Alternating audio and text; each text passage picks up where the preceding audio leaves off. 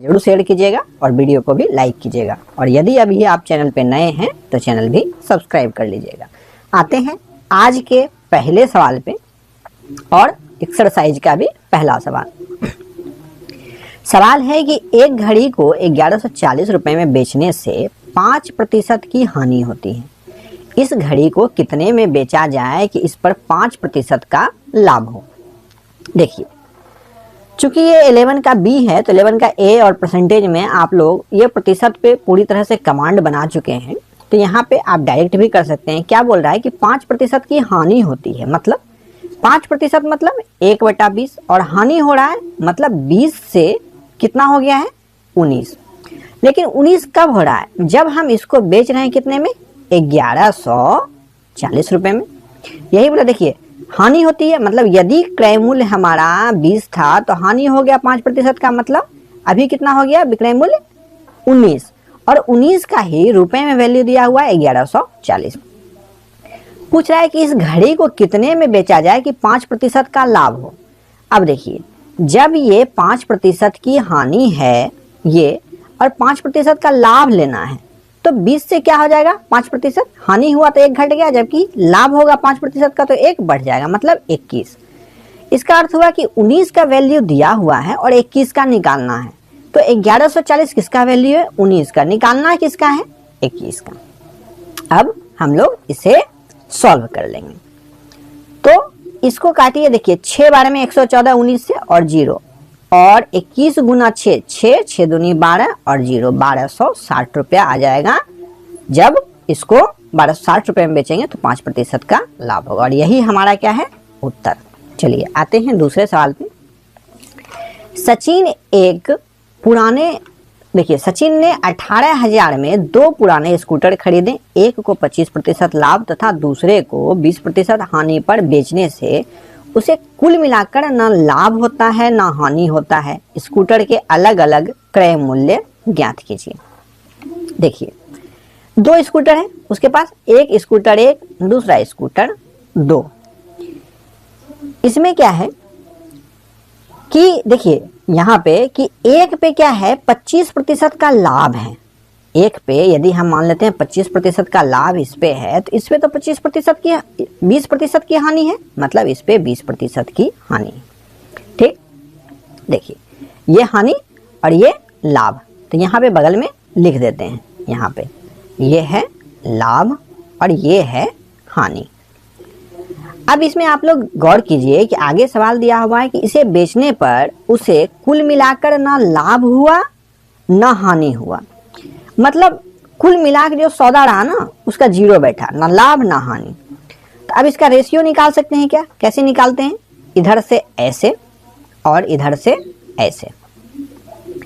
तो देखिए कि 20 में से 0 गया तो क्या हो गया 20 और 25 में से 0 गया 25, मतलब स्कूटर का पहला का मूल्य यदि 20 है तो दूसरे का 25 है। इसको रेशियो में ला देते हैं काट के, 5 से 4 बार में 5 से 5 बार में, मतलब 5 4 और 5 के अनुपात में स्कूटर का मूल्य है, मतलब पहला का यदि 4 है तो दूसरा का 5 है। लेकिन पूछ रहा है दोनों का अलग अलग, तो देखिए अब दोनों मिला के खरीदे हैं हम कितने में 18,000 में और दोनों का मिला के यहाँ पे कितना आ रहा है 5 4 9। पूछ रहा है अलग, तो एक का पहले निकाल लेते हैं। देखिए ये हो गया 2000, मतलब एक यूनिट का वैल्यू कितना आया 2000 और यदि पहले स्कूटर का मूल्य 4 यूनिट है तो इसका कितना हो जाएगा 8000 और दूसरा का यदि 5 यूनिट है तो इसका कितना हो जाएगा 10,000। उम्मीद है आप समझ गए होंगे। चलिए आते हैं तीसरे नंबर सवाल पे। और तीसरा नंबर सवाल है कि यदि कोई व्यक्ति एक मेज 25% लाभ पर तथा एक कुर्सी को 16.2/3% हानि पर बेचे तो उसे कुल 50 रुपए का लाभ होता है।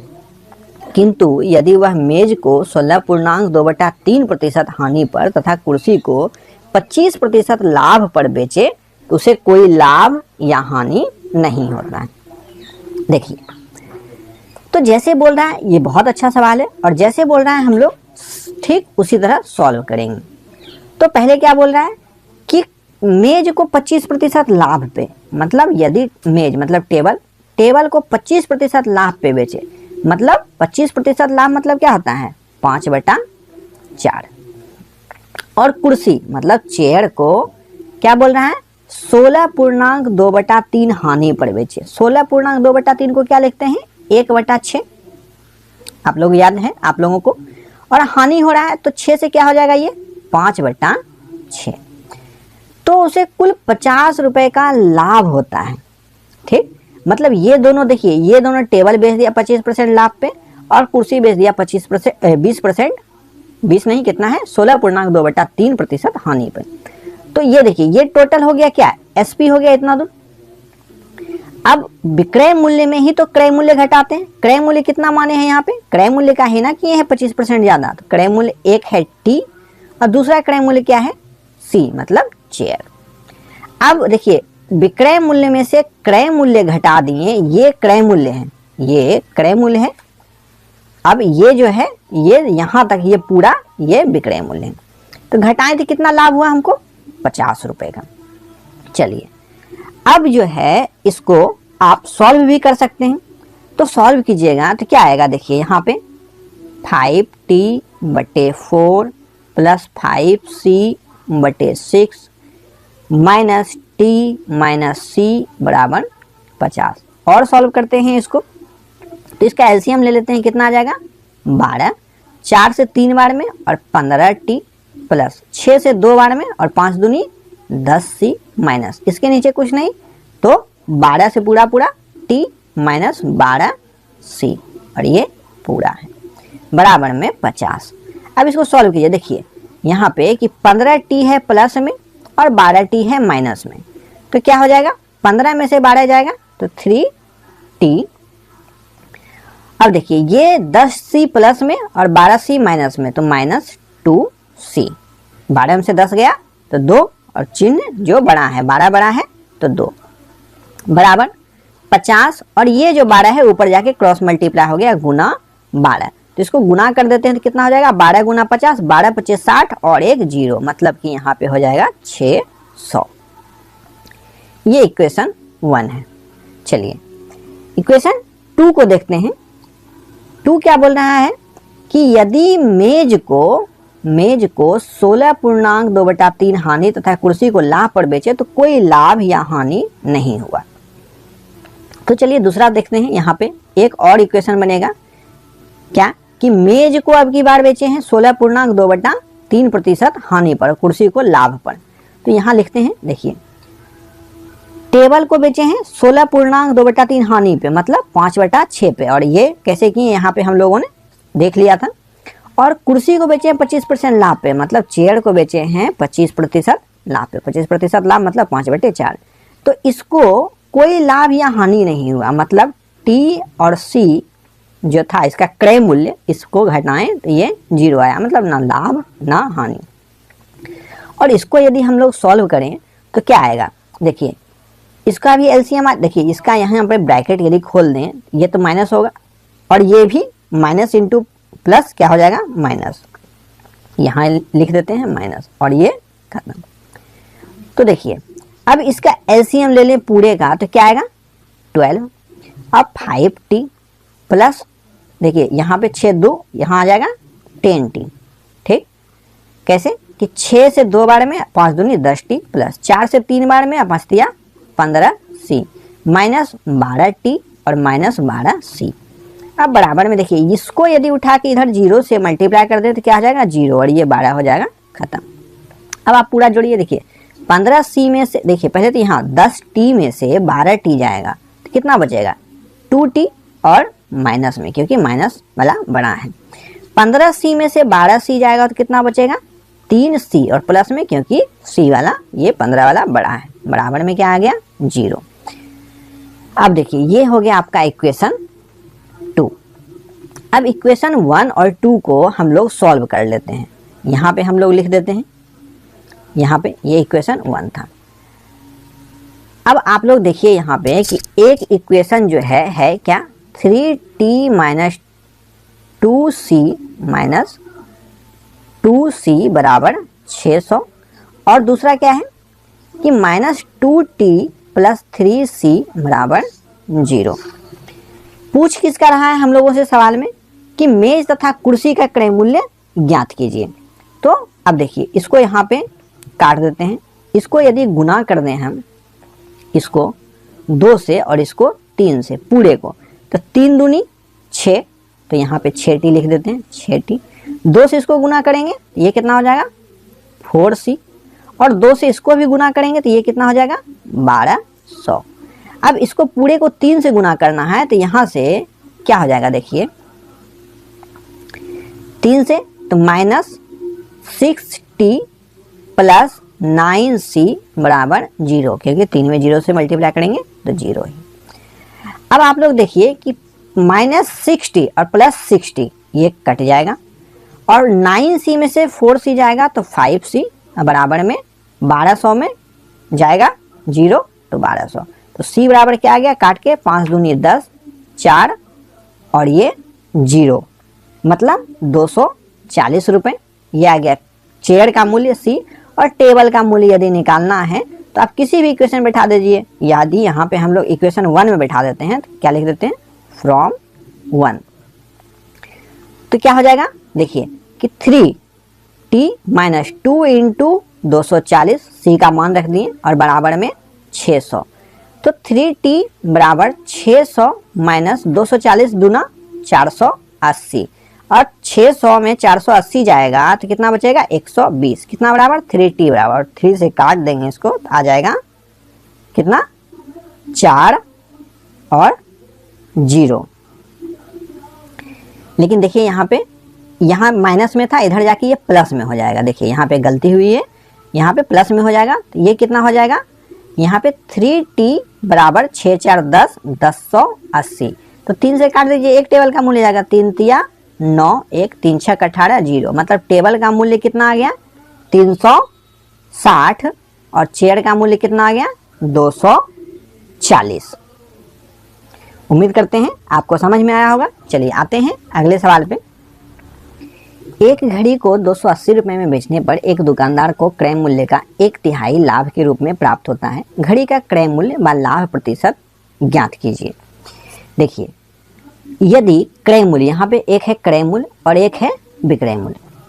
क्रय मूल्य यदि 100 है तो उसका लाभ कितना है, क्रय मूल्य का 1/3, 100 का 1/3 कितना होता है, तो 100 का 1/3 होता है कितना 33.1/3 या 33.33। 100 को 3 से भाग देंगे तो यही आएगा 1/3। तो ये विक्रय मूल्य क्या हो जाएगा 100 तो होगा ही, प्लस इसका 1/3 मतलब 33.33। ठीक, अब देखिए ये आ गया टोटल आपका कितना 133.33 और ये है 100। इसको आप फ्रैक्शन में क्या लिखते हैं, यदि ये कितना है 3 है तो ये कितना है 4 है। देखिए इसका 1/3 ज़्यादा है, ये 3 है तो ये 4 है। देखिए इसका 1/3 ज़्यादा है, 3 का 1/3 1 और ये 4। इसको यदि निकालेंगे फ्रैक्शन में तो यही आएगा। लेकिन यहाँ पे देखिए हमारा जो यूनिट वैल्यू आया है 3 और 4 है, मतलब CP यदि 3 है क्रय मूल्य तो SP 4 है। लेकिन यहाँ पे देखिए क्या है SP इसका 280 रुपये है, मतलब 4 का मान दिया हुआ है यहाँ कितना 280 रुपये। तो पूछ क्या रहा है क्रय मूल्य और लाभ, तो क्रय मूल्य 3 है तो 4 बराबर 280, तो 1 बराबर कितना काट देते हैं 70, तो 3 बराबर कितना 3 × 70 बराबर 210। अब देखिए 210 इसका क्रय मूल्य था, बेच कितने में रहा है 280 में, लाभ कितने का 280 में बेच रहा है, लागत है 210 तो लाभ 70 रुपये का। और लाभ प्रतिशत निकालना हो तो नीचे क्रय मूल्य और गुना 100। देखिए 0 से 0 और 7 से 3 और 100 में 3 से भाग देंगे तो फिर 33.1/3% उत्तर। चलिए आते हैं 5 नंबर सवाल पे। एक व्यक्ति ने एक मेज तथा एक कुर्सी कुल 2000 रुपये में खरीदी। उसने मेज 20% लाभ तथा कुर्सी 30% लाभ पर बेची। इस प्रकार उसे कुल 23% लाभ हुआ। मेज का क्रय मूल्य ज्ञात कीजिए। अभी आपको जब हमने पहला सवाल बताया, पहला नहीं दूसरा सवाल, ठीक ये भी सवाल आपका उसी प्रकार बनेगा कि एक मेज है और एक चेयर है, इसको 20% लाभ पे खरीदे, इसको 30% पे, कुल मिला के 23, मतलब पूरे सौदे पे 23% का लाभ हुआ। ठीक, तो इसको क्रॉस करके आप लोग निकालिएगा और ये आप उत्तर जो है कमेंट बॉक्स में कमेंट कीजिएगा। वैसे मैं इसका उत्तर आपको बता देता हूं ताकि आपको मिलाने में आसानी हो। देखिए यहाँ पे जो है मेज का क्रय मूल्य पूछ रहा है, तो मेज का जो यहाँ पे क्रय मूल्य आएगा वो आएगा आपका कितना, 1400 और 600। मेज और चेयर का क्या आएगा, 1400 और 600 इसका उत्तर आएगा। चलिए इसका आप लोग कमेंट कीजिएगा। आते हैं 6 नंबर सवाल पे। एक साइकिल 3% लाभ पर बेची जाती है, यदि वह 66 रुपये अधिक में बेची जाती तो इस पर 8% लाभ होता। साइकिल का क्रय मूल्य ज्ञात कीजिए। देखिए अभी बेच कितने पे है, 3 पे, लेकिन यदि 8% लाभ पे बेचे तो 68 रुपया ज़्यादा मिलेगा। मतलब आप समझ रहे हैं कि अभी 3 पे बेच रहे हैं और 8 पे बेचे, मतलब यदि 5% हम लाभ बढ़ा दें तो कुल मिला के 68 रुपया हमको अधिक मिलेगा। मतलब ये 5% जो है 68 के बराबर है। पूछ क्या रहा है, क्रय मूल्य। तो सीपी यदि 100 है तभी तो हम लोग माने कि 103 पे बेच रहे हैं तो जो रुपया आ रहा है, लेकिन 108% पे बेच रहे हैं तो 68 रुपया। फिर से समझिए कि सीपी यदि 100 है तो अभी 103% में बेचने पे जो भी रुपया हमको लाभ हो रहा है वो 108 रुपये में बेचे जाने से 68 रुपये कम है, या 103 में बेचने से जितना भी रुपया आ रहा है 108 रुपये में बेचने से 68 रुपया ज़्यादा आता है। मतलब 5% के अंतर पे 68 रुपया पड़ जाता है। तो क्रय मूल्य क्या होगा, क्रय मूल्य 100 है तो 5% बराबर 68, तो 100% बराबर निकाल देते हैं। ये इसका कितना गुना है, 20 गुना, तो इसको भी 20 गुना कर दीजिए, आ जाएगा आपका उत्तर। 8 दूनी 16, 1 6 दूनी 12, 1 13, 0 1360 रुपया, ये आपका उत्तर। चलिए आते हैं 7 नंबर सवाल पे। एक व्यक्ति किसी वस्तु को 15% लाभ पर बेचता है, यदि वह इसे 15% कम में खरीदता तथा 10 रुपये 40 पैसा कम में बेचता तो उसे 20% का लाभ होता। वस्तु का क्रय मूल्य ज्ञात कीजिए।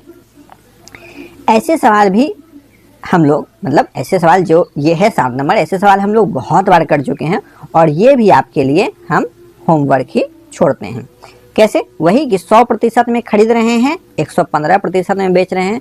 यदि वह 15% कम में खरीदता, खरीद कौन सा रहा है, ये बेच कौन सा रहा है, ये 15% कम में खरीदता तो 85%, और 10 रुपये 40 पैसे कम में बेचता, मतलब अभी बेच रहा है 115% में, लेकिन 10 रुपया 40 पैसा कम में बेचता, तो ये इसका 20% लाभ होता। मतलब ये क्रय मूल्य है, इसका 20% लाभ होता, मतलब 120/100, और ये हो जाएगा बराबर। इसको सॉल्व करेंगे तो उत्तर आ जाएगा। ऐसे सवाल हम लोगों ने बहुत किया है और ये मैं भी आपके लिए होमवर्क छोड़ रहा हूँ, ये आप पूरा इसको कैलकुलेट कीजिएगा और इसका उत्तर मैं नहीं बताऊंगा, इसका उत्तर आपको कमेंट करना है। चलिए आते हैं 8 नंबर पे। एक पुस्तक विक्रेता किसी पुस्तक को 6% लाभ पर बेचता है, यदि वह इसे 4% कम में खरीदता तथा 23 रुपये अधिक में बेचता तो उसे 20% का लाभ होता। ये भी आपका सेम 7 नंबर के तरह, यदि आप उसे सॉल्व करेंगे, या तो मैं उसे सॉल्व ही कर देता हूँ ताकि 8 नंबर आपके लिए होमवर्क रह जाए। तो देखिए यहाँ तक कर लिया है, इसको काटते हैं अब हम लोग। 20 से 5 बार में, 20 से 6 बार में, 5 से 17 बार में, तो 17 गुना 6 102% बराबर 115% माइनस 10 रुपये 40 पैसा। अब 102 को इधर लेके जाएंगे, मतलब 115 में घटाएंगे तो कितना आएगा, 13% आएगा, और 13% बराबर क्या आएगा, इसको उठा के इधर कर देंगे तो 10 रुपये 40 पैसा, और ये पॉजिटिव आ जाएगा। अब इसको यदि काटेंगे, पहले तो इसका दशमलव हटा दें, 00, 1 0 से 1 0 चल गया, और 13 से देखिए ये कट जाएगा कितने बार में, 9 बार में, मतलब 1% बराबर आ गया 9/10, तो 100% बराबर क्या आ जाएगा, 9/10 गुना 100, 10 से 10 बार में बराबर में आ जाएगा उत्तर हमारा कितना, देखिए 13 से ये 8 बार में, ये 13 से 8 बार में 8/10, तो ये 8/10 जो आया, तो 8 गुना 10 कितना आ जाएगा हमारा उत्तर, 80 रुपये आंसर। और 7 नंबर आपके लिए होमवर्क पूरा का पूरा, इसमें मैं कुछ भी हिंट नहीं दूंगा, इसका मैं आपको सिर्फ उत्तर बता देता हूँ। इसका जो उत्तर आएगा ये आएगा 250 रुपये। चलिए आते हैं 9 नंबर सवाल पे। यदि कोई वस्तु 4% हानि की अपेक्षा 4% लाभ में बेची जाए तो 106 रुपये अधिक मिलते हैं। वस्तु का क्रय मूल्य ज्ञात कीजिए। ऐसे सवालों के लिए हम लोग टाइमलाइन बनाते हैं कि मान लेते हैं यहाँ पे क्रय मूल्य है, तो इधर हानि होता है और इधर लाभ होता है। तो यहाँ से यदि यहाँ पे 4% का हानि हो रहा है और यहाँ पे बेच रहे हैं तो 4% का लाभ हो रहा है। तो यहाँ से लेके यहाँ तक की कितनी दूरी है? क्रय मूल्य जब भी होता है यहाँ पे बीच में होता है, या 100 मान सकते हैं। तो ये 100 में से 4 गया कितना? 96, और ये 100 प्लस 4 हो जाएगा तो 104। तो यहाँ से यहाँ तक की कितनी दूरी है? देखिए 104 में 96 घटाइएगा तो कितना आएगा? 8, और 8% बराबर क्या दे दिया है? 106। हम लोगों को निकालना क्या है? क्रय मूल्य, मतलब 100% बराबर। तो 106/8 गुना 100, तो 8, पहले इसको काटते हैं 4 से, 4 दूनी 8, 4 से 25 बार में, 2 से 106 के 2 पचे 10 और 2 तिया 6, मतलब 53 गुना 25 बराबर कितना आएगा? 1325 रुपया। आप लोग गुना करके देख सकते हैं, और यही हमारा जो है उत्तर है। चलिए आते हैं आज के लास्ट सवाल पे कि कोई वस्तु 20% लाभ पर बेची जाती है। यदि क्रय मूल्य तथा विक्रय मूल्य दोनों ही 20 रुपये कम होते तो लाभ प्रतिशत 10% अधिक होता। उस वस्तु का विक्रय मूल्य ज्ञात कीजिए। देखिए, यदि कोई वस्तु हम लोग 100% में खरीद रहे हैं तो उसको बेच कितने पे रहे हैं? 120% पे। सवाल में बोल रहा है 20% लाभ। यदि क्रय मूल्य और विक्रय मूल्य दोनों 20 रुपया कम होता, मतलब 100% में खरीद रहे थे लेकिन ये 20 रुपया कम होता, और विक्रय मूल्य भी जो 120 रुपये में बेच रहे हैं ये भी 20 रुपया कम होता, तो ऐसा करने पे लाभ जो है 10% अधिक होता। अधिक बोल रहा है, ऐसा नहीं बोल रहा है कि 10% लाभ होता, अधिक होता। मतलब पहले 20% हो रहा था, अब कितना? 10% अधिक। मतलब कितना प्रतिशत होगा? 30% गुना 30%, मतलब 130/100। 0 से 0 कट गया, ये बराबर हो जाएगा। देखिए ये क्रय मूल्य का 130% कर देंगे तो ये हमारा विक्रय मूल्य आ जाएगा। तो यहाँ पे अब आप लोग इसको सॉल्व कीजिए। इसको सॉल्व करेंगे तो ये कितना आएगा? 100 गुना 100, देखिए 100% गुना 13/10 माइनस 20 गुना 13/10 बराबर 120% माइनस 20। देखिए यहाँ पे आ गया 130% माइनस 13 दूनी 26 बराबर 120% माइनस 20। अब इसको भी सॉल्व करते हैं कि 130 में से 120 इधर जाके घट जाएगा तो 10% बराबर क्या आ जाएगा? -20 प्लस 26। इसको हम लोग डायरेक्ट क्या ले सकते हैं? 6। पूछ क्या रहा था? पूछ रहा है विक्रय मूल्य। तो विक्रय मूल्य कितना है? 120%। तो 120% बराबर क्या आ जाएगा? 6/10 गुना 120। 0 से 0 बढ़ 72 रुपया उत्तर।